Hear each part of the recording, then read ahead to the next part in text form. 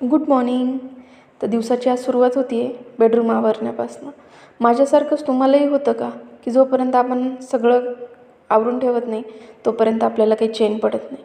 जेव्हा जेव्हा आपण तिथून जाणार तेव्हा तेव्हा लक्षात येणार की अरे आपलं हे काम राहिले, अरे आपलं ते काम राहिले, आणि ते केल्यानंतरच आपल्याला थोडंसं बरं वाटेल. मग माझंही आज तसंच काहीसं होतं. बेडरूम थोडीशी आवरून घेतली आणि मग गेले किचनकडे.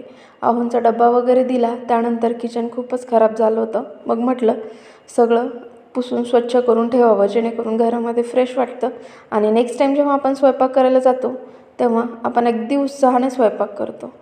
मग पिल्लूचा थोडासा अभ्यास घेतला. तो शाळेत वगैरे काही जात नाही, पण असंच मध्ये कधीतरी घेऊन बसतो. सांगतो, मम्मा मला अभ्यास करायचा आहे. मग त्याने थोडा वेळ अभ्यास केला.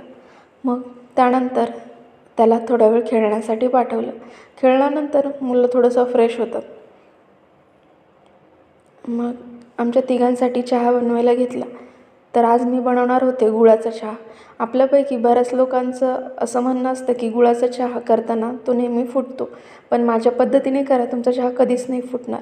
एकीकडे कोरा चहा बनवून घ्यायचा आणि दुसरीकडे दूध तापवायचं आणि ते थोडंसं थंड करून मग कोऱ्या चहामध्ये दूध मिक्स करायचं आणि परत त्याला उकळवायचं आणि छान कपामध्ये काढून घ्यायचं. तयार आहे आपला गुळाचा चहा. मग पप्पा म्हटले की रात्रीच्या जेवणासाठी काय करायचं.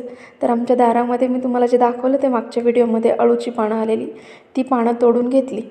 बघा किती ताजी ताजी दिसत आहेत ना, सुंदर. बाजारातून आणलेल्या पानांपेक्षा खूप छान चव लागते या पानांची, कारण की ही पानं आम्ही गावाकडून लावण्यासाठी आणली होती. मग आमच्याकडे एक आजी आल्या होत्या, त्यांच्यासाठी चहा केला आणि बघत होते व्हिडिओ.